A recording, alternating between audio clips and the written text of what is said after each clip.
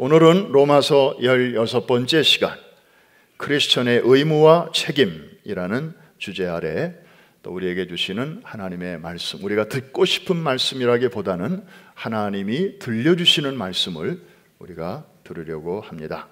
지난주 우리 원로 목사님을 통해서 로마서 12장을 우리가 공부했습니다.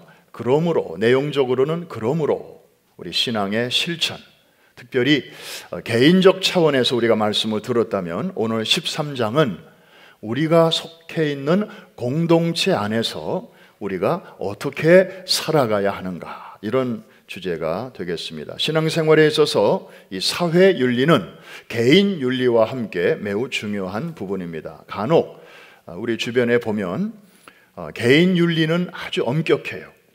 기도, 새벽 기도, 또 밤기도, 또 성경 읽는 거, 큐티 정말 꼬박꼬박 잘합니다. 예배 1년마다 한 번도 안 빠집니다. 그런데 사회윤리가 그것을 따라가지 못해서 주변 사람들에게 별로 좋은 평판을 듣지 못하는 그런 경우도 가끔 보게 됩니다.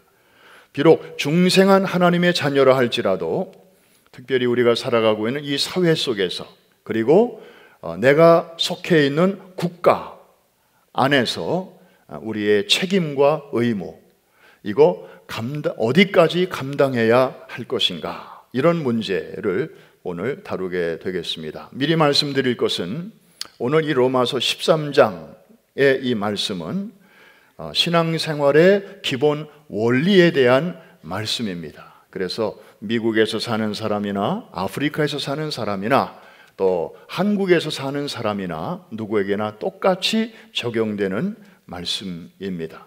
결코 야당이냐 여당이냐, 민주당이냐 공화당이냐, 어느 한쪽을 편드는 그런 차원의 설교가 아니라는 것을 여러분들에게 미리 말씀을 드립니다. 성도가 국가 혹은 권세에 대하여 가져야 할 기본적인 자세는 무엇인가? 아주 분명하게 성경은 우리에게 말씀하고 있습니다. 우리 1절 말씀 같이 한번 보겠습니다. 다 같이 시작.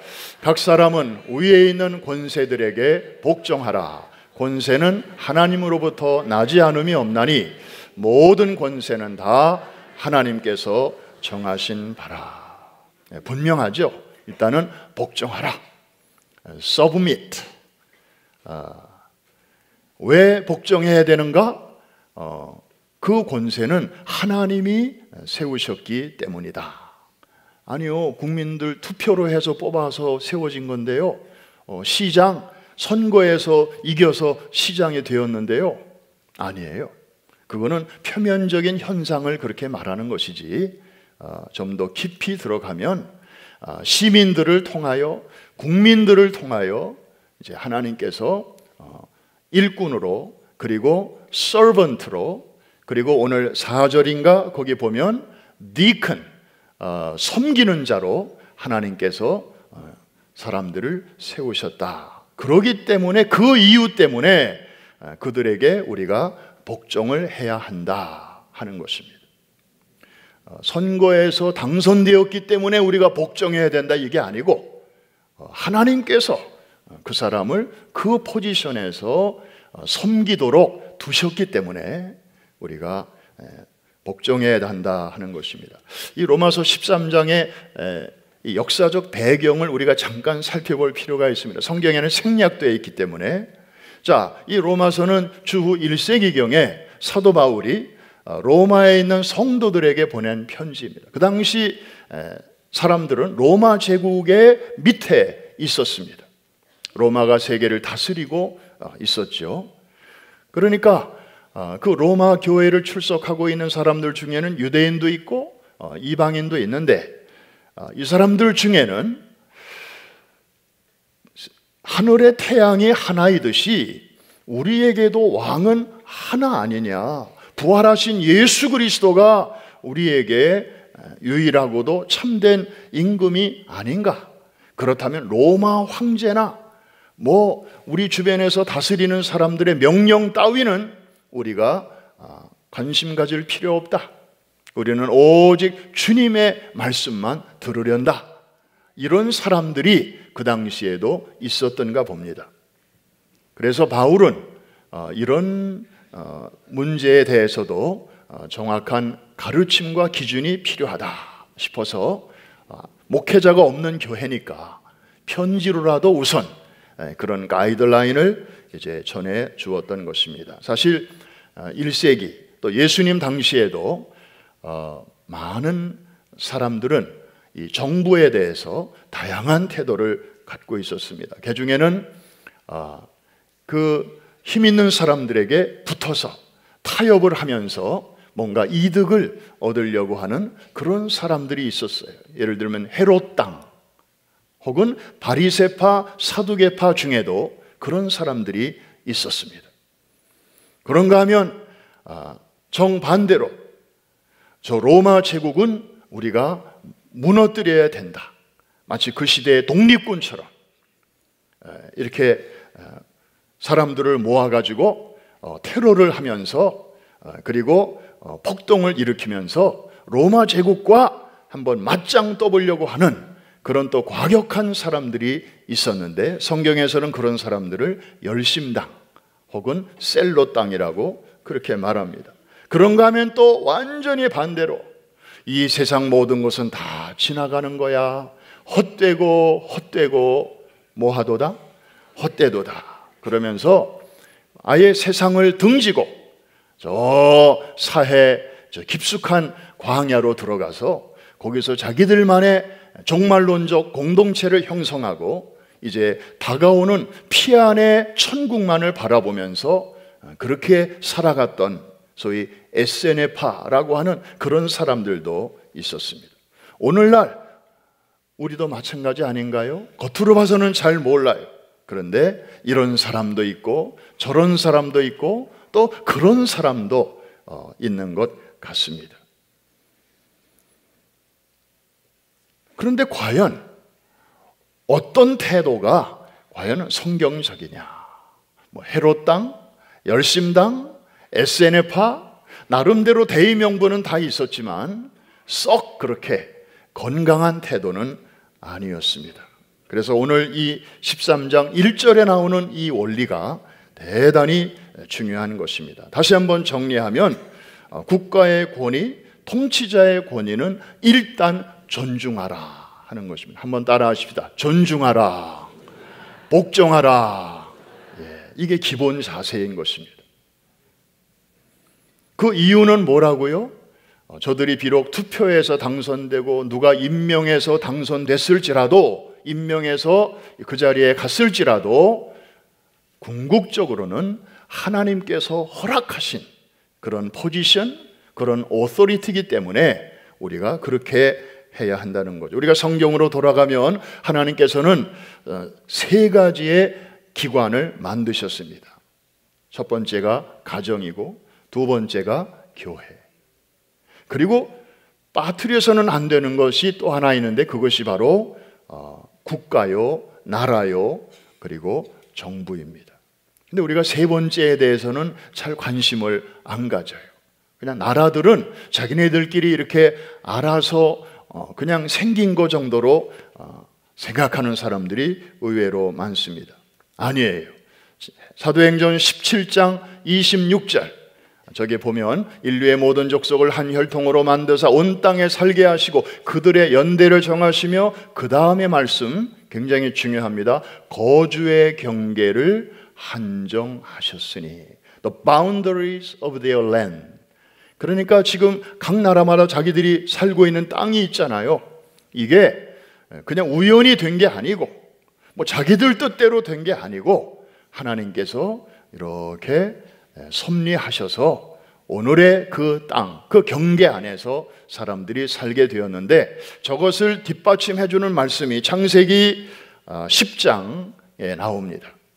창세기 10장 1절부터는 노아의 홍수가 지나가고 이제 노아의 가족들을 통해서 새로운 인류가 온 땅에 퍼지게 되지 않았습니까? 그래서 오늘날과 같이 이제 5대양 6대주에 사람들이 흩어져 살게 되었는데 그 5절 말씀 우리 같이 한번 읽겠습니다. 시작. 이들로부터 여러 나라 백성으로 나뉘어서 각기 언어와 종족과 나라대로 바닷가의 땅에 머물렀더라.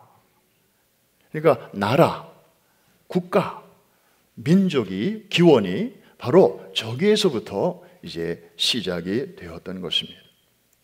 그러므로 하나님 자신이 모든 권세의 기원이 되시는 것입니다. 지상에서 권력을 행사하는 사람들은 공공의 선과 유익을 위하여 하나님의 위임을 받아서 이제 그 오피스, 그 직분을 감당하는 것입니다. 왜 하나님이 이들을 세우셨는가? 질서를 통해서 혼란과 범죄를 막고 그 땅에서 정의와 선을 나타내기 위하여 그렇게 하시는 것입니다. 그러므로 크리스찬들은 그런 일을 위해서 공직에서 혹은 책임이 큰 위치에서 수고하며 섬기는 사람들을 우리가 존중해야 하고, 그리고 그 시민으로서, 그 주민으로서, 그리고 그 국민으로서 우리의 의무를 잘 감당해야 하는 것입니다. 세금도 잘 내야 하고 교통법규도 잘 지켜야 하는 것이고, 아멘 안 하셔도 계속합니다. 가끔 이제 살다 보면, 미국에 오래 살다 보면 jury duty라는 게 이제 통지가 오잖아요. 저도 한 2년 전에 그 통지를 한번 받았습니다. 그런데 몇 월 며칠 날 몇 시까지 코트로 나오라는 거예요. 그래서 주변에서 들은 얘기가 있어서 지금 교회 일도 바쁘고 그냥 여러 가지로 바쁜데 거기 가면은 한나절 내지 하루를 붙들려 있어야 되는데, 그래서 거기 가면은 이렇게 얘기하면 혹시 면제될 수도 있다. 그래서 제가 한번 해봤어요. 제가 영어를 잘 못합니다. 영어가 좀 짧아서요. 근데 제가 결정적인 실수를 한 게 이 말을 한국말로 했어야 되는데 영어로 했어요. 그랬더니 그분이 듣는 둥 마는 둥 하더니 알았다고 자리에 가서 앉아 있으라고 연락을 하겠다고. 오전 내내 앉아 있었는데 아무 연락이 없어요. 점심 먹고 와서 또 앉아 있었는데 코트가 열리니까 들어오라 그런 얘기도 없고, 조금 있으니까 연락이 오긴 왔는데 오늘은 코트가 못 열리니까 내일 또 오라고. 혹 때리려 갔다가 혹을 2배로 붙여가지고 왔습니다. 그 다음날 꼼짝없이 가서 하루 종일 이제 그 미국의 배심원 제도가 어떤가 하는 거를 그냥 듣기는 들었지만 이렇게 몸으로 겪을 수가 있었습니다. 미국의 시스템이 이렇구나 하는 거를 그 창문으로 이렇게 들여다볼 수 있는 좋은 기회가 되었습니다. 비록 시간은 좀 그쪽으로 많이 할애했지만, 사랑하는 성도 여러분, 우리가 이런저런 의무들, 국방의 의무라든지 납세의 의무라든지 이런 의무들을 우리가 잘 지켜야 되는 거예요. 이게 하나님이 기뻐하시는 거예요. 이해가 되시면 아멘. 그걸 요리조리 막 피해가지고 가려고 하는 것, 하나님 별로 기뻐하시지 않습니다. 그래서 모든 권세들에게 기본적으로 우리가 존중해야 된다. 이걸 성도들도 알아야 되고, 동시에 누구도 알아야 될까요? 그 자리에 앉아있는 사람들도 이거를 알아야 돼. 자기가 이렇게 잘해가지고 그 자리에 올라간 것처럼, 자기가 선거에서 당선돼가지고 거기 올라간 것처럼, 하나님은 쏙 빼고 그런 사람들이 주로 실수를 많이 하고 잘못을 많이 저지르게 됩니다. 그들이 올바로 통치할 때 땅에 거하는 경건한 사람들은 그 땅에서 평안하게 살 수 있고, 그리고 안정된 삶을 살 수 있습니다. 그래서 우리는 우리를 위해서, 다스리는 사람들을 위해서 기도하라고 성경은 말씀하고 있습니다. 왜? 그들을 위해서 우리가 기도할 때 그들이 그 역할을 잘 감당하게 될 것이고, 그래야 그들이 만든 법 안에서 사는 우리가, 또 우리의 자녀들이 평안하게 안전하게 거할 수 있는 것입니다. 그러니까 그런 면에서 뉴욕 시장을 위해서도 우리는 기도해야 돼요. 왜?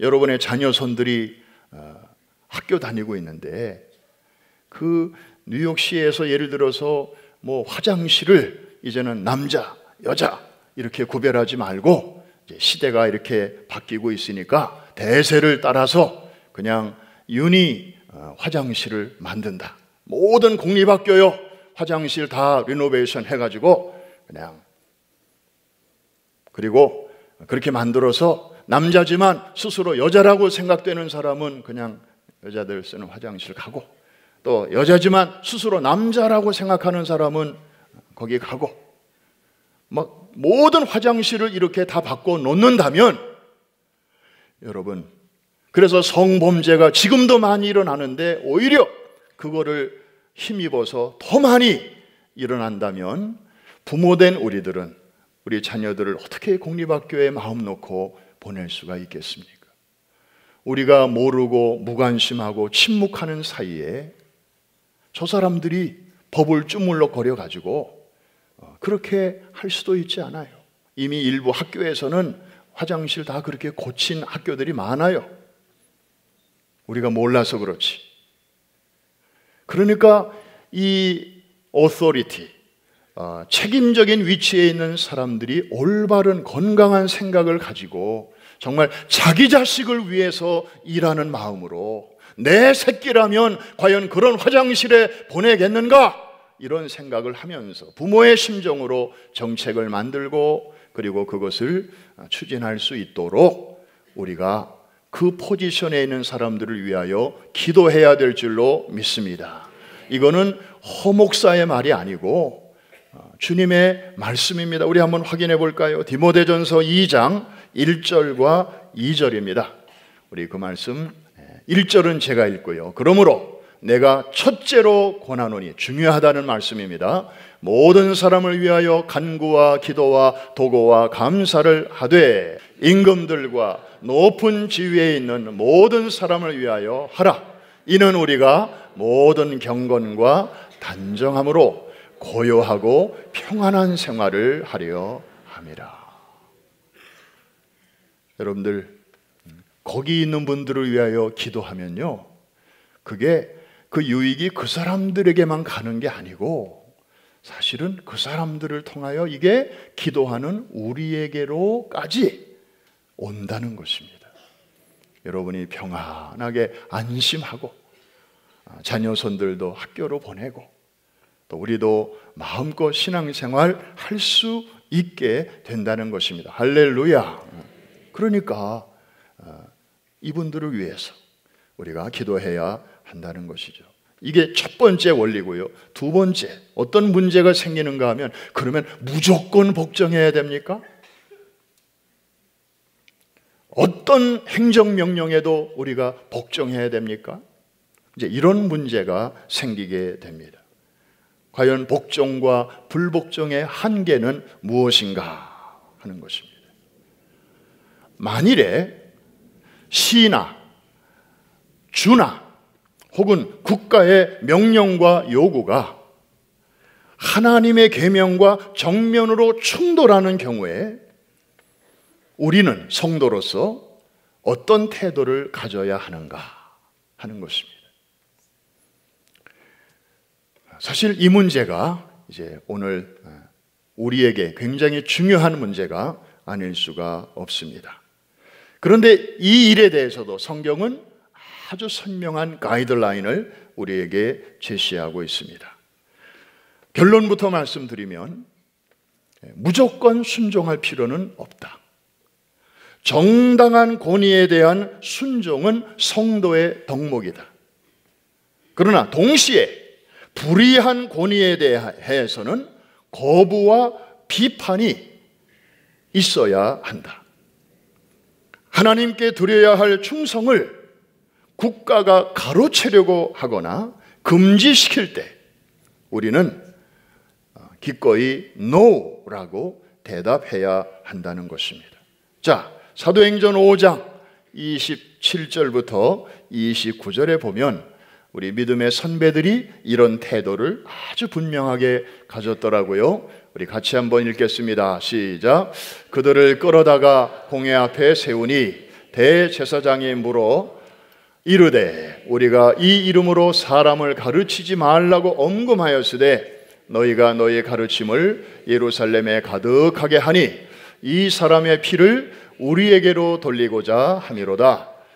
베드로와 사도들이 대답하여 이르되 사람보다 하나님께 순종하는 것이.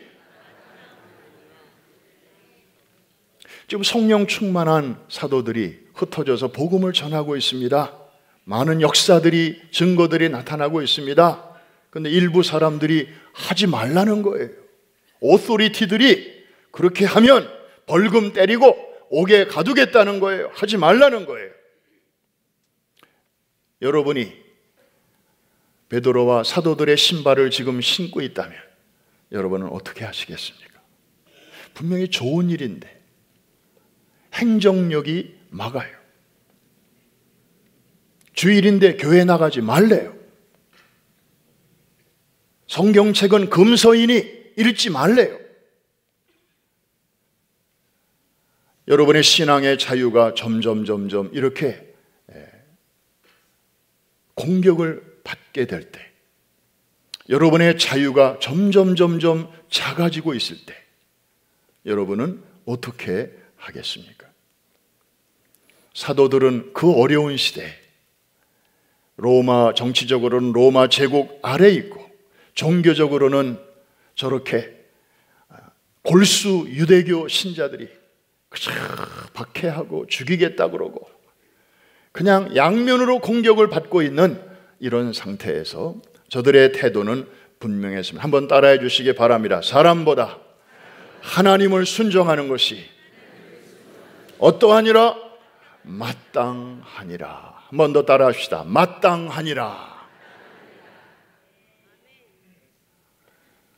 우리에게도 이 단어가 있어야 될 줄로 믿습니다. 근데 어떤 사람들은 속으로만 생각하고 겉으로 표현을 안 해요. 이게 마땅한데, 마땅한 줄 알지만 용기가 없어서 그냥 아무 소리도 못하고 그냥 이렇게 묻어서 가는 사람들이 너무나 많은 것입니다. 자, 그래서 이것이 충돌할 때는 기꺼이 할 말을 하고 우리의 의사를 표현을 하되 성경을 보면 항상 사랑의 원리로 그리고 무저항, 비폭력을 통해서 해야 할 것을 성경은 말씀하고 있습니다. 뭐 돌멩이를 던지고 화염병을 던지고 그냥 막 그렇게 무질서하게 그렇게 하는 것은 하나님께도 영광이 안 되고 그리고 일반 지켜보는 사람들에게도 덕이 안 돼요. 그냥 그래서 한번 이 사람들이 지나간 다음에는 완전히 그냥 쓰레기장이 되고 그럼 사람들이 어떻게 생각하겠어요? 여러분, 우리가 어떤 때 순종해야 되고 어떤 때 불복종해야 하는지에 대해서 최근에 미국의 한 역사를 통해서 어떤 분이 참 좋은 그런 내용을 남겼습니다. 워터게이트 사건, 그러면 사실 오래전 사건이죠. 그런데도 우리는 이상하게 이 사건이 불과 몇 년 전에 일어난 사건처럼 아직도 우리의 뇌리에 많이 남아 있습니다. 왜 그런가 생각했더니 워낙 그 당시에는 큰 사건이었고 미국은 물론 전 세계를 강타한 그런 사건이었기 때문이 아닌가 싶습니다. 워싱턴 정가에서 사악한 천재 혹은 더러운 술수의 달인이라는 별명을 갖고 있으면서 닉슨의 최측근에서 참모 역할을 했던 찰스 콜슨이라는 사람을 여러분들이 아실 것입니다. 저 얼굴 많이 보셨을 것입니다. 이분이 이 워터게이트 사건의 그 중심에 있었습니다. 유죄 판결을 받고 7개월 동안 수감 생활을 하던 중에 이분이 예수님을 만나게 됩니다. 그리고 그 안에서 독실한 크리스찬으로 변신을 합니다. 이분이 나중에 추록한 후에 유명한 책을 썼잖아요. Born Again 이라는 그 책을, 자서전을 썼어요. 그리고 그가 감옥에서 예수님을 만났기 때문에 이 사람은 감옥에서 결심을 합니다. 내가 나가면 나처럼 이렇게 이런저런 일로 감옥에 들어와 있는 사람들에게 복음을 전하는 일에 내 평생을 바치리라. 왜냐하면 거기 안에 갇혀 있는 사람들이 곤고하고 마음이 가난하기 때문에 복음을 가장 쉽게 받아들일 수 있다고 생각한 것입니다. 실제로 이분은 추록하자마자 교도소 선교회를 만들게 됩니다. Prison Fellowship이라고 하는 단체를 조직해서 재소자들에게 이제 복음을 전하는 일에 힘쓰게 됩니다. 그런데 이분이 크리스천으로서 시민 불복종의 4대 원칙을 제시를 했습니다. 아마 들어보시면 참고가 될 것 같습니다. 첫째, 정부가 교회의 역할을 대신하려고 하거나 하나님께만 드려져야 할 충성을 가로채려고 할 때, 정부나 국가가 그것을 가로채려고 할 때는 우리가 불복종할 수 있다. 두 번째로, 국가가 양심의 자유를 제한할 때, 그때도 우리는 불복종할 수 있다. 세 번째로, 국가가 하나님께서 명령하신 생명을 지키고 질서와 정의를 보존하라는 책임을 기만하거나 무시할 때, 이때도 우리는 불복종할 수 있다. 마지막 네 번째는 불복종한 결과에 대해서 우리가 책임을 질 수 있을 때 우리는 불복종할 수 있고 그리고 해야만 한다. 이렇게 풀어서 제시를 했습니다. 우리가 로마서 13장 앞부분을 좀 이해하는 데 도움이 될 것입니다. 한국 얘기를 좀 하고 오늘 말씀을 마치려고 합니다. 요즘 한국에는 새로 생긴 교회 하나가 온 국민의 관심을 사로잡고 있습니다. 이 교회는 작게는 300~400명이 모이고 많게는 1000명이 매일 모입니다. 교대로 나와서 예배를 드리는데 지붕도 없고 벽도 없고 히터도 없고 에어컨도 없고 매일같이 낮에도 모이고 밤에도 모여서 비가 와도 모이고 바람 불어도 모이고 찬송하고 기도하고 말씀 듣고 헌금도 하고, 교회 주소를 보니까 광화문 근처 청와대 입구라고 그래요. 근데 생긴 지 얼마 안 돼요. 세상에서 하나밖에 없는 희한한 교회, 누가 이름을 붙였더라고요. 청와대 길거리 교회. 이분들이 들고 있는 피켓 혹은 이분들이 기도하는 제목, 그것만 이렇게 표면적으로 보면 누구 그만둬라, 누구 내려와라, 무슨 법 폐지하라 등등 여러 가지 이슈가 많습니다. 그런데 그 구호 속에 감추어진, 사실 그 구호 때문에 사람들이 나왔을까? 정말 그 나오기 힘든 자리에 저 사람들이 무엇이 과연 나오게 했을까? 지금까지 대한민국 역사상, 반만년 역사상 저렇게 많은 사람들이 모인 적이 없다는데, 빌리 그레함 목사님이 왔을 때보다도 더 많은 사람들이 지금 모이고 있다는데, 과연 도대체 그 사람들의 마음속에는 뭐가 있길래 그들을 그렇게 나오도록 행동하게 만들었을까? 누가 나오라고 해서였을까? 아니면 나가면 누가 뭘 준다고 해서였을까?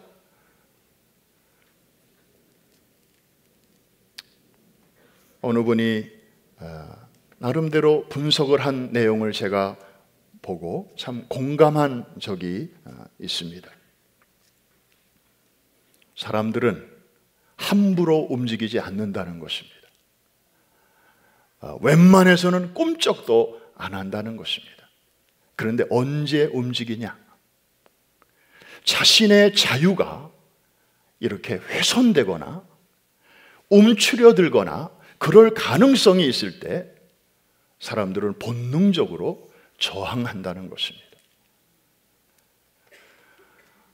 그래서 우리 집안에서도 보면 남자들이 모처럼 집안일을 뭘 이렇게 하려고 하는데 부인이 여보 그것 좀 해줘요 하고 부탁을 하잖아요.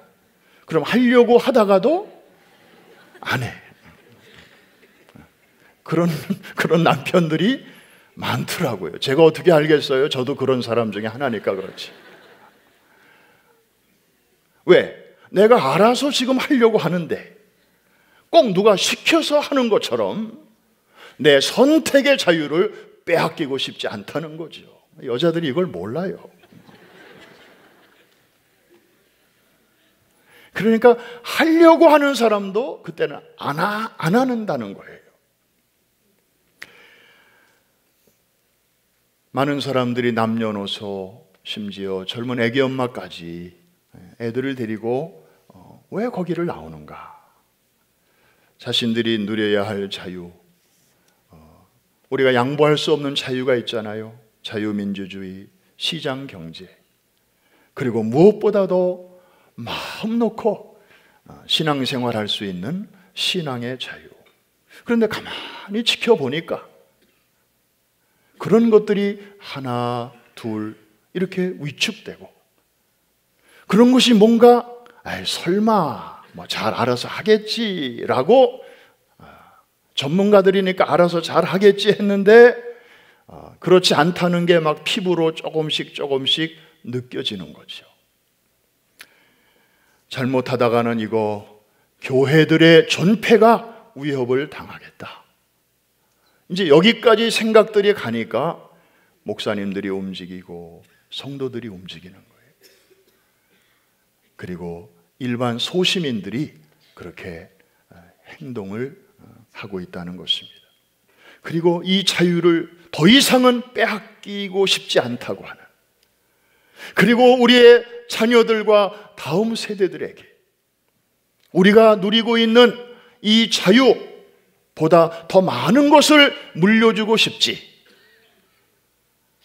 이거의 절반 혹은 축소된 그런 것을 물려주고 싶지 않다고 하는 그런 사람들의 마음이 저들을 그렇게 거리로 나오게 했다는 것입니다. 대한민국 앞으로 결국은 제자리로 하나님께서 다 돌아올 수 있도록 섭리해 주시고 인도해 주실 줄로 믿습니다. 네, 우리는 걱정 안 해요. 할렐루야.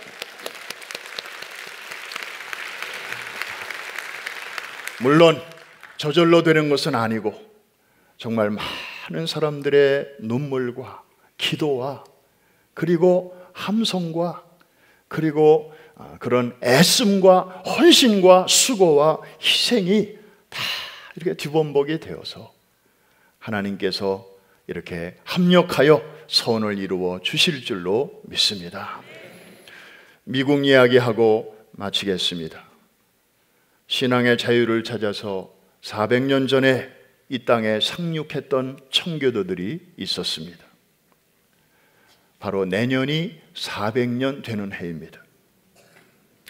출발할 때 배에 탔던 사람이 102명이라고 해서 저 맨하탄 중심을 늠름히 지키고 있는 엠파이어 스테이트 빌딩이 102층으로 지었다고 들었습니다.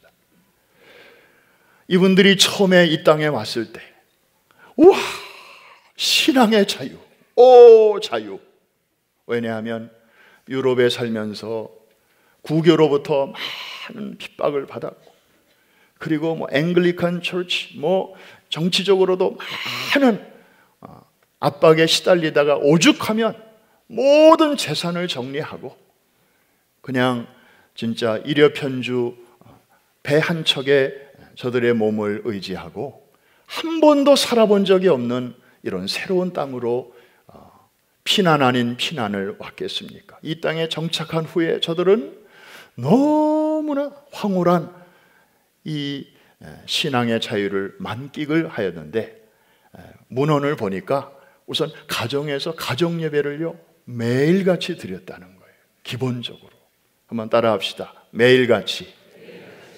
무슨 예배를 드렸다고요? 가정 예배를 드렸어요.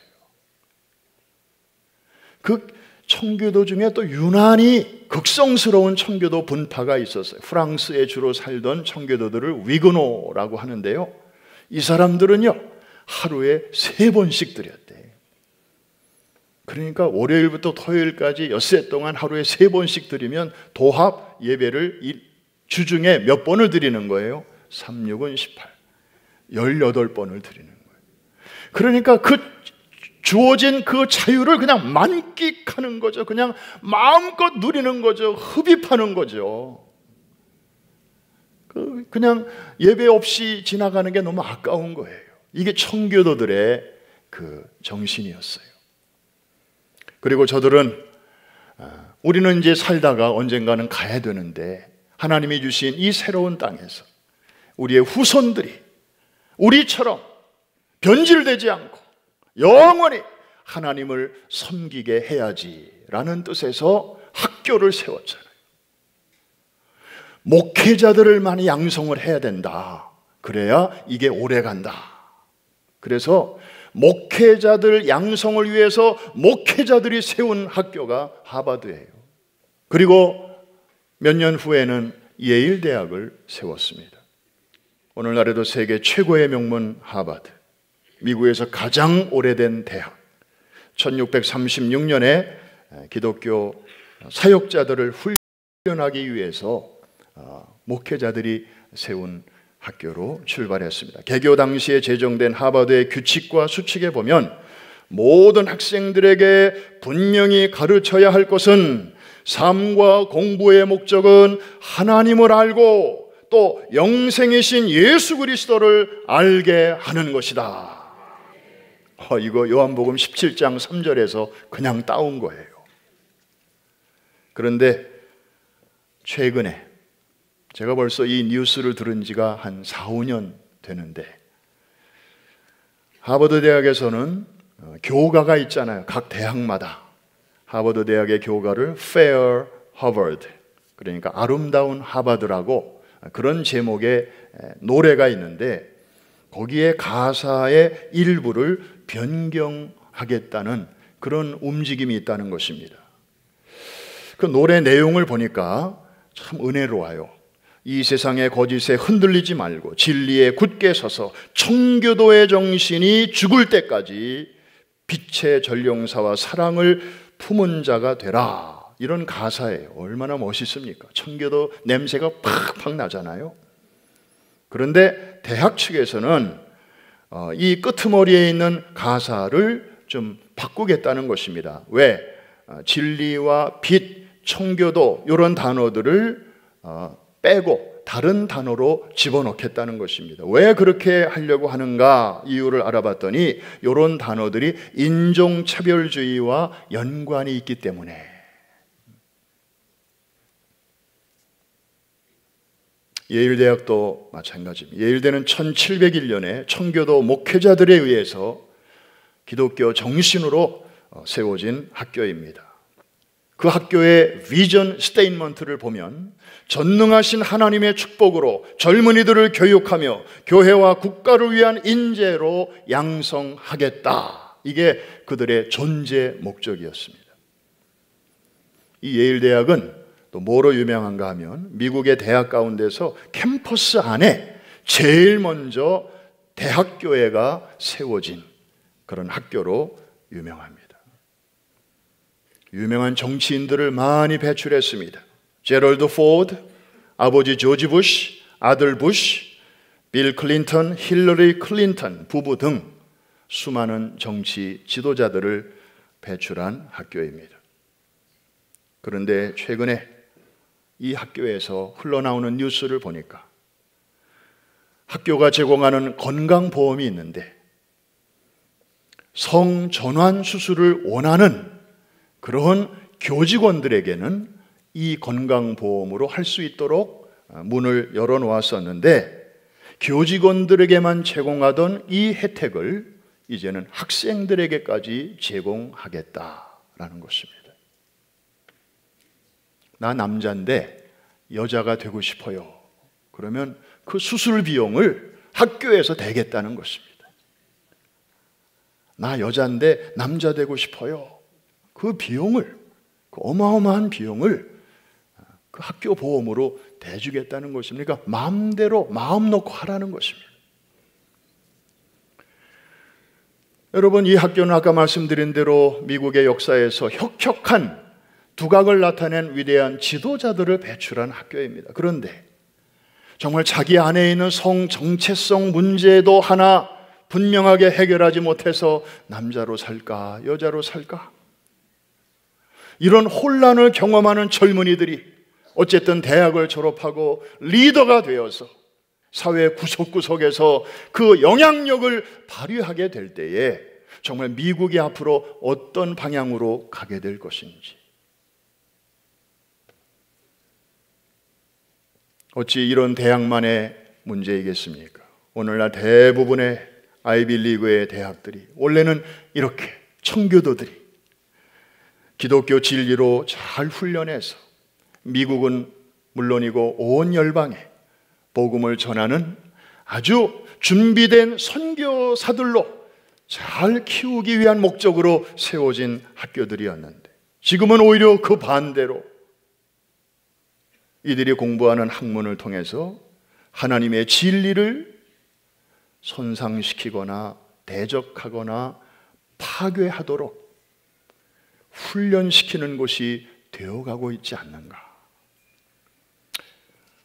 하나님이 예스 하신 것을 노 하는 그런 미국이 된다면, 그리고 하나님이 노 하신 것을 지성의 이름으로 예스 하는 대학이 된다면, 과연 하나님이 하늘문을 여시고 그런 공동체, 그런 대학, 그런 사회를, 그런 국가를 과연 축복하시겠는가? 말씀을 마치면서 목적지는 있다. 그러나 거기에 가는 길이 없다. 사람들이 길이라고 말하는 것은 오직 방황일 뿐이다. 카프카가 말한 것처럼 지금 미국이 마땅히 가야 할 길은 우리 눈에도 보입니다. 그러나 목표는 보이지만 길이 보이지를 않습니다. 내년이 청교도 상륙 400주년이라는데도, 아니 종교개혁 500주년 몇 년 전에 우리 전 세계 교회가 맞이했잖아요. 그때는 그저 온 세계가 2, 3년 전부터 떠들썩하고 난리법석을 쳤는데, 그래도 뭐 별거 없었습니다만은 청교도 상륙이 400주년이라는 코앞으로 다가왔는데도 미국 교회 잠잠합니다. 엊그제 고든 코넬의 미국 교수님을 만나서 제가 그 얘기를 했습니다. 왜 이렇게 잠잠합니까? 자기도 이상하대요. 야, 이제는 뭔가 우리가 좀 깨어나야 되지 않겠는가, 이런 선지자적인 목소리조차 어디서도 들려오지 않습니다.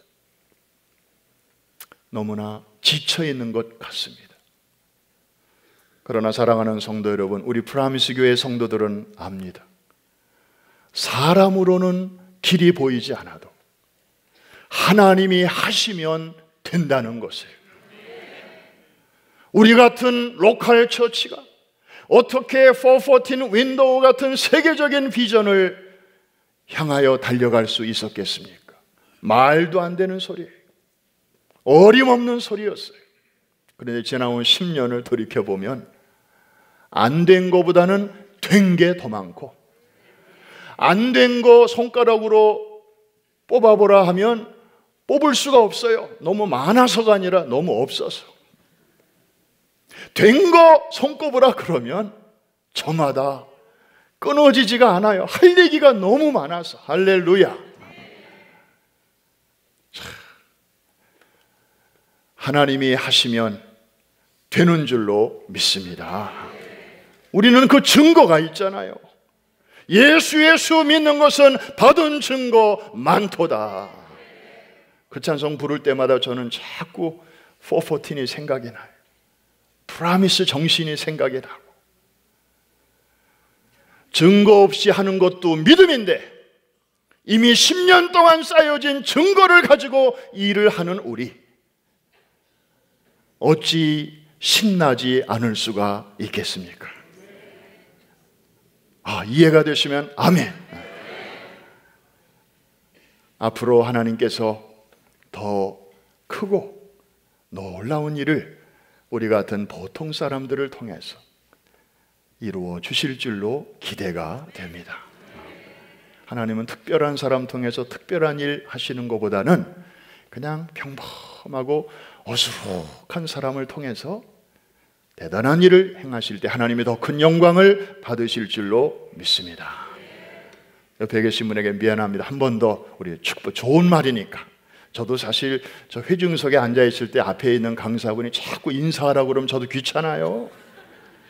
내가 강단에 올라가면 좀 적당히 해야 되겠다. 나도 여러 번 생각했는데 지금은 참을 수가 없네요. 견딜 수가 없어요. 옆에 계신 분에게 악수하면서 그대는 너무 평범해서 하나님이 쓰시기 딱 좋습니다. 이렇게.